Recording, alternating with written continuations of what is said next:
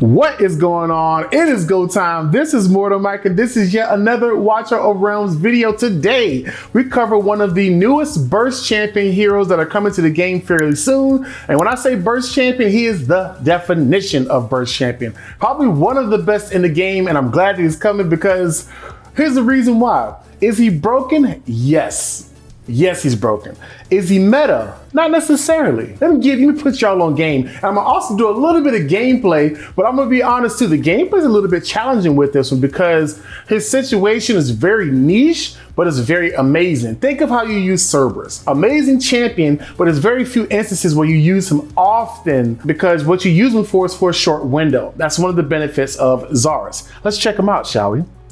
I'm going to do a brief overview of his kit so I can give an explanation as to why he's so amazing. Also, if you haven't noticed, we are on the test server. I haven't put out a lot of test server videos. It's time to change that because they've announced a bunch of new heroes, and this is from the last group they mentioned. So I want to cover these guys, then talk about the other ones. Actually, if I can I see if they're on the screen right now? Because I'm going to just tap them just so we see. Oh, there's a new one. Whew. She's fire. I mean, no pun intended. Of course, Sanja's here. I'm just showing us so y'all can see this. This is a sneak peek because y'all watch my content. You know how we do. There he is. Kagiri. Kagiri looks fire. Kagiri looks fire. No pun intended. There's more. What's life without a sprinkle of magic?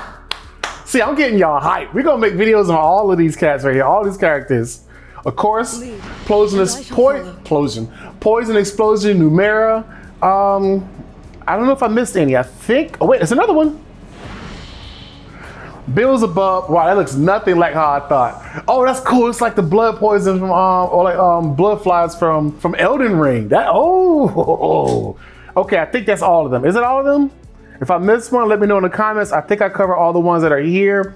But today, our focus is on Zarus. And the reason why I say that is because one, I've played with this champion.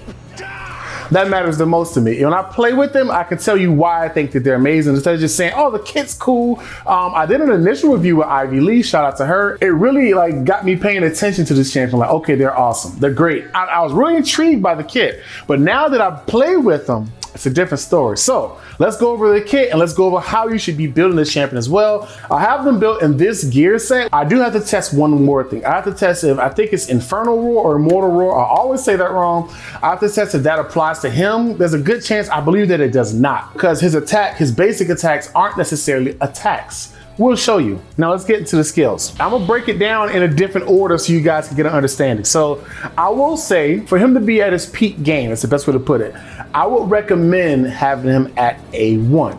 Now I know that's a hard pill to bargain. You gotta get a second one for that to happen, understandable, but I'll explain why. When he is summoned on the field, he summons 3 Souls of the Damned when first deployed. What do? Quite simply, once I tap it and it works, once I tap it and it works. Once I tap it, there it works. They inherit 100% of the master's attributes and assist the master in attacking enemies in range. His range is pretty decent. It's typical mage range. Each attack deals 80% AoE magic damage to up to 5 enemies. Souls of the Damned exists for 30 seconds. This is already the beginning of burst damage. When he's summoned, he puts 3 of these down that do 80% AoE damage to 5 enemies each. Each one of them hits 5 targets per attack. Okay, let me tell you more. Let me show y'all while I'm hyped. Also, just so you guys know, I'm hyped because this is a well-made champion. This is a cool champion. This is not the next game-breaking champion out there, and that's what I like about it. I like when champions are amazing, so they can be great in certain content, but they do have the limits of where they can kind of, they don't just become meta and just power creep everything and there's no other good options. Next up, the regular attack itself. When there are no Souls of the Damned on the field, here's the thing. You don't ever want that actually happening. I'll show you why. Restores 10 rage per second, which is nice. That's pretty cool. When there are Souls of the Damned on the field, the hero's basic attack will launch Coercion instead. Basic attack is unaffected by attack speed bonus. Here's something very tricky about this champion. Coercion, what does that do? This attacks 1 Souls of the Damned every 4 seconds. So when he's summoned, he put 3 out, right?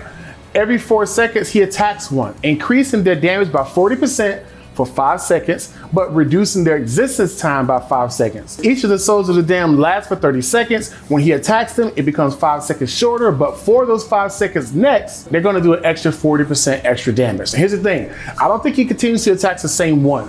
I think he just goes after whichever one has the most time, so that way he's always hitting multiple ones or different ones, which is a nice benefit. So there's always at least one doing an extra 40% damage, and it's a small window where there's 2 of them, which is nice. This is already giving you a preview of how this champion works. You're getting a really good a really good idea to start. Now let's get into the meat and potatoes here. Let's get into the ultimate. The ultimate, Enslaved.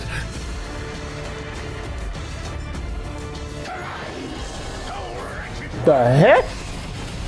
Can y'all hear that? Yo, the preview video has music.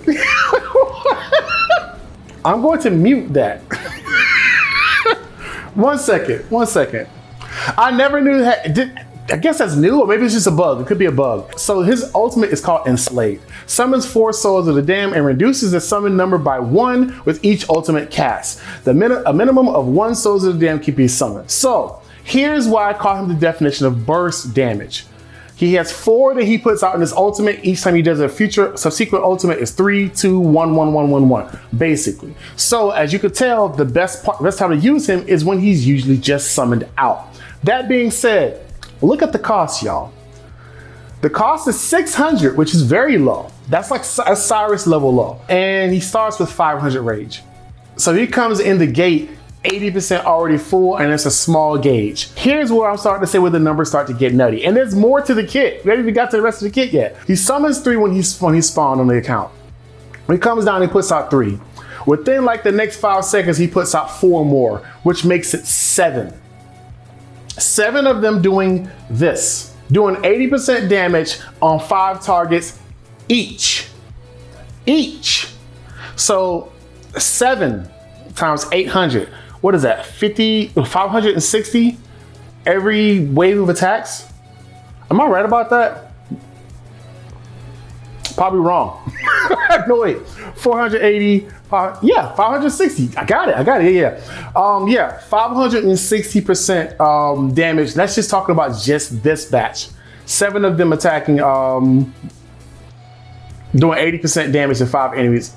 It's lovely. It's lovely. Next up, we have Tormented Spirit. When summoned, Souls of the Damned enhance their first 3 attacks, which is their next 3 attacks, same thing, each dealing 220% damage and inflicting slow. So here's where he gets the benefit of the Lord bonus. Right now, there are 5 Lords in the Cultist faction. All of them are mages. So it's very easy to build around. If you're going to be using this guy, you probably can use one of them to get the benefit out of them. This is one of the few examples where Demi may be the better choice compared to Morgan. Doesn't make Morgan bad, but he's going to be getting kills. Like, y'all don't understand. He's going to be getting kills.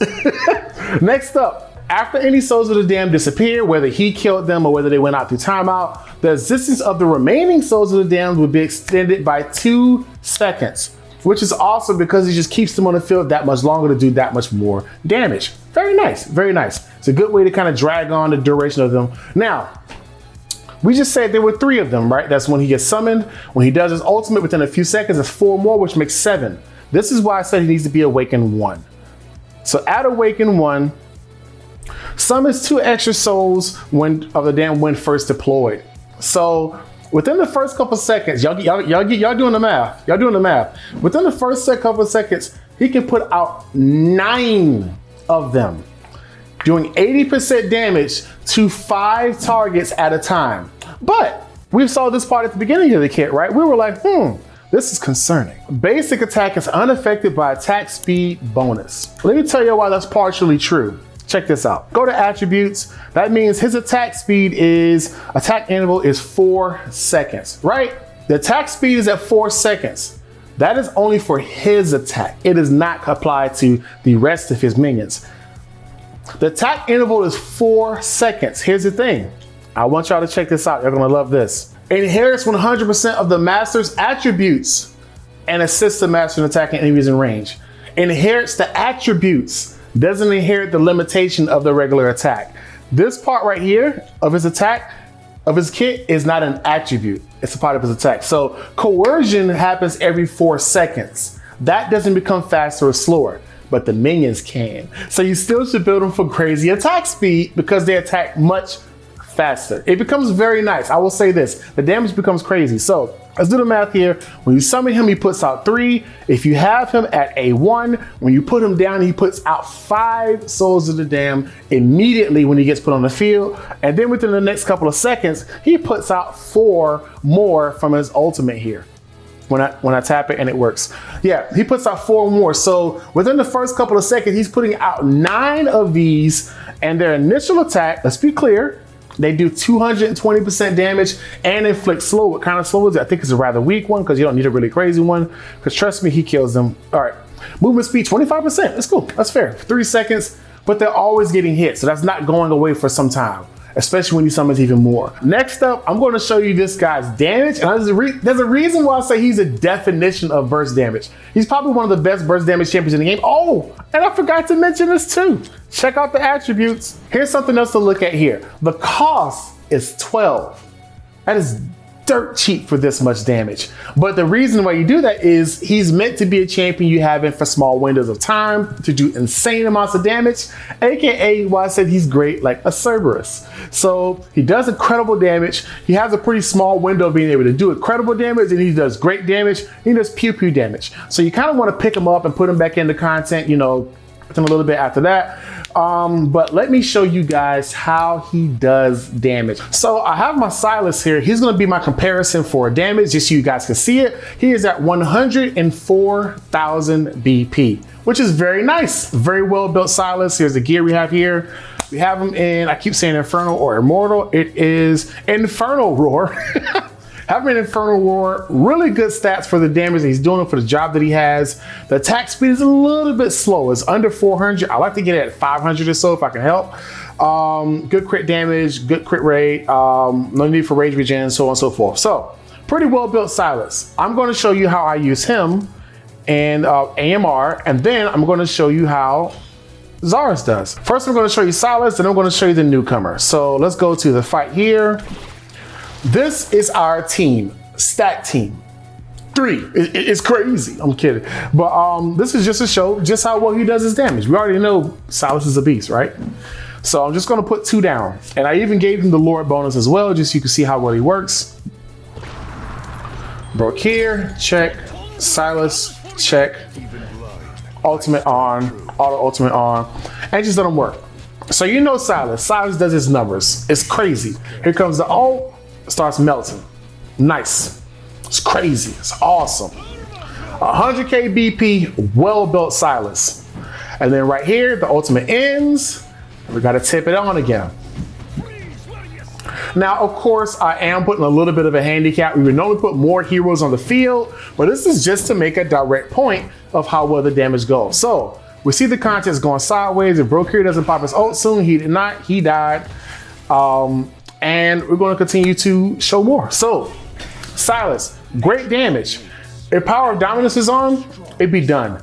If you had an extra damage bonus somewhere around him, like, you know, like Invigoration, it'd be done. Sure, I'll give it that.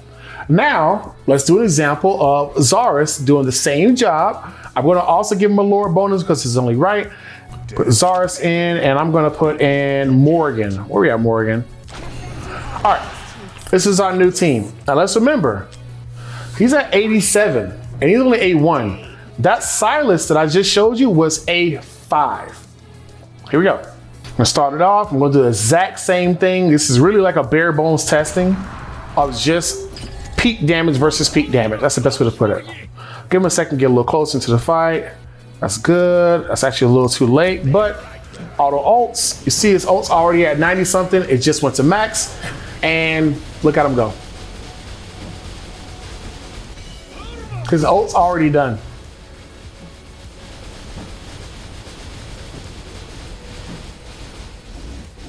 That's him. This is only the beginning. Here's the thing. As amazing as that is, it's crazy, right? I got an A5 Silas that does great damage. He's very well built, and he's an Infernal Roar, which is ideal for AMR. You don't want Soulbound because you're not popping 5 ults, so you don't get the benefit of the extra damage. But he's in a 5 Silas, and you saw how he was built. You saw what gear he's using, and in this scenario, this champion could do more damage. But the crazy part about this is, we mentioned this before, that is AoE damage. And he will be doing that to 5 different targets at once. I want you to just get the idea of why that's so freaking crazy. At 12 cost, he's one of the champions you can put down. He's gonna do a crazy amount of damage in a small window. And then when you're done, you can just pick him up. And it's technically only 6 costs, because you cost 12 and you retreat them, you get 6 back. And then, I mean, it's just nuts damage. Now, here's the thing too. I'm gonna also show you him in gear rate 1, because I think that's the other caveat you have to really tell people about. There's a duration challenge. He does amazing damage, but he's not gonna be the option you have for the full length of the fight. And that's what makes him a little bit of a, that's what keeps him from being the meta champion, but still being broken. Let me show you gear rate 1 just so you can see it, and then we're gonna give a recap at the end. Really nice, really nice. So we'll go with 21. Do we have a team where we were playing with them recently? We do. This is probably a little bit of overkill, but I honestly think I set this team up to not win. I think I just made it to where he's going to do most of the work, which is not beneficial. But just so you can see the comparison of how he does in his damage. So let's give a setup. Let's make something simple. We can't put him down immediately. Also I'll say this too. One of the limits of putting him down is that there's going to be very few instances where you can get him with invigoration from other people's gear sets. Usually when he gets down is when he starts fighting. So you can't put him down, then put an invig on top of him and hope it works. If you're going to do it, you got to be quick. So there's very little window of being able to do something really crazy like that. But let's just do, for example, here. I'm going to do it with, I think she has an invig. I believe so. This part honestly is a waste to put him here, to be completely honest with you. But we'll just do it just to show it. And no doors, no Dolores. Oh, I'll pop his ult too. That's no Dolores. The damage amount is crazy. Now the next one, which is going to be much weaker because there's his initial burst of damage is gone. Where he does the most amount of damage is missing. So now he's going to do his ult again. Dolores still is not ready. So you see how that first burst is really crazy damage, but then it becomes a limit as we proceed. You notice there's very few summons left, very little damage coming out. And even when you do this ult again, you normally don't want to get to use this ult this many times. So in this case, I will pull him back. I'll put some other champions in the content here, here, here. Maybe another healer in the mix too. And let them carry on for now. So as you can tell, this actually isn't going along well. That's because this is a much longer length battle. And longer length battles like this are less advantageous for him. And I don't think Xaris is geared. Because Xaris does not die there. So as you see this is nowhere near as impressive as it was before, right? The limit that he has is that he can't do long damage for long durations. His damage is peak damage for a small window. You do not want to have him in content that takes multiple minutes, which is I think it's going to be a challenge for stuff like GVG. So I don't think that it's the best choice for you to be using for this type of content. And I wanted you guys to see that. I easily could have just put a Nora in there. I easily could have just put other DPS in there and just beat the content. But I wanted you guys to see he specializes in crazy damage in a small window for a small period of time. Let's recap. Where do I think that this is a good champion? I think this champion is great in a ton of content, but it's very niche. Void Rift, he's amazing because you can do burst damage in the areas that you've been struggling, especially for progressive players who are just getting along in the game. I think he's going to be wonderful for them because he's going to be basically a Cerberus, but on a tower. And he doesn't have to die to get the best amount of damage. You just put him down and he does it. So that's a nice benefit too. I think he'd be great in campaign for players. I still want to test him in Gear Dungeon. I haven't tried him in there yet, mainly because It's a ton of damage and it's lovely, but there's so many stipulations to Gear Dungeon 1 and 2, so I'm expecting 3 and 4 to have something involving burst damage, and he'd be great in. Gear Raid 1, he can be great. I would use him on the later end. I wouldn't use him on the initial end. Put your heavy hitters up first, throw him out at the end because you need that extra damage to ink over and get to that last part of winning everything, sure. Now, I wouldn't use him for Gear Raid 2 just because you're not looking for burst damage, you're just looking for good AoE damage. He would still be useful for it, but I would rather use another option like a Berez or I want to say Brook here, or Comet, or you can even get a Nora in there and work it out. There's a couple of different options that get the job done just as well. So you see why I say his damage is broken, but he does have his limitations, which means he's not going to be meta. Can he be used in arena? Yes, he can, but for the most part, you're going to be manualing it until you can get your timings down really well. You can put him in comps where he's going to jump in at wave 8 and just utterly destroy. Wave 7, wave 8 in anti-air, he'd be pretty good in it, even though he doesn't get the extra damage that the piercers would get in the content. Also, there's an update that's coming, not necessarily to nerf Ingrid, but to combat against her being amazing at anti-air, because nothing like being the best in anti-air and get taken a seat. Nothing like it. But they're going to add an adjustment that I saw in the dev updates that was from Ivy Lee. She talked about them recently. And in there, they mentioned that they're going to add magic resistance in anti-air. So the piercer units are basically going to be the main options for that content. I think that's great. I think that's cool. She's still going to be broken in a lot of content, and she's still probably pretty good there, but not as good as she is right now. So good caveat as well. But yeah, I like this guy. I like him because he has a kit that specifically works exceptionally well in small areas. And so you can always say, I'm doing okay here, but I'm not getting that last burst damage that I need. I know who to pick. It's the same thing I used to do with Cerberus. I'll pick him when I need good damage or I need a quick block to do something extra, the 1-4. So I present to you a champion that can do his job exceptionally well at 12 cost. Crazy AoE damage. The craziest part about what we just tested before this, we tested him in single target damage content and he's outclassing, which is crazy. Which is crazy. His other awakenings are less impressive than the first one. The first one's really the one you want. That's where you get the extra 2 souls of the dam when he's first deployed. So you start with 5, in a couple seconds you end up with 9. If you looked in the corner where my head was, you could actually see it at like 80% when I put him down, and AMR, which is really impressive. Awaken 2, attack plus 300. Awaken 3, when there's no souls of the dam on the field, each time the hero restores rage, there's a 5% chance to instantly gain rage, instantly gain 4 rage, cooldown to 30 seconds. This isn't that awesome.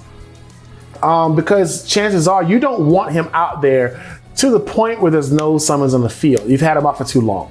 That's why I say he's really great for burst damage. Put him down and get a whole bunch of damage, pick him up. Very similar to Eliza, which you guys have already just gotten in your accounts very recently. A force penetration and A5 increases the effect duration of coercion on Souls of the Damned by 5 seconds. I think this champion, as far as summoning pools, I think he's gonna be one of the easier champions to get, because he's great, but he is very limited. I do like this option because that means every time he does his hit, it lasts for 10 seconds, the 40% damage boost on each one, which is awesome. So that means he can get it to 2 to 3 of them at once doing increased damage. Small impact. I mean, small change, very nice impact, worth it. But out the box, he's awesome. A1 is when I think he's at his peak. Other awakenings, of course, are better, but that's the sweet spot that I would aim for this guy. As far as kitting him out, this one, the main attack, doesn't necessarily need to be leveled at all. It does nothing. This one, I would increase. I would max this one out because it actually increased 3 attacks instead of just 2, which is very good. This one I do max out also because it just extends the duration of being able to do damage. So if you have 9 of them and they're dying off, that means that it's 18 seconds altogether added to all of the ones that still survive throughout that duration. That's not all 9, of course, they're dying off. But that's a heck of a lot more time for them to do damage as opposed to when they were doing it before. And if you saw, when they were doing damage, they were not attacking every 4 seconds. They were attacking fast. They were attacking super fast. So that lets you know when you see this part right here that says instead of basic attack, basic attack is unaffected by attack speed bonus. When you see that, know that that's just for his coercion so he doesn't kill the minions too quickly. You can still build him for attack speed and they'll inherit the attack speed. So just good for you guys to know. I like the champion. Like I said, I think he's broken because what he can do is insanely wonderful, but there is a caveat. There's a window he can do it in, and there's limited content that this stuff is really awesome in, but do know that a champion this powerful will be very useful for many accounts in this game. If you're an end-level Kraken, Will, or whatnot, he may actually help with your speed comps in some of your content. If you can make him fast enough and to do enough damage, he probably can put you through some content fairly quickly.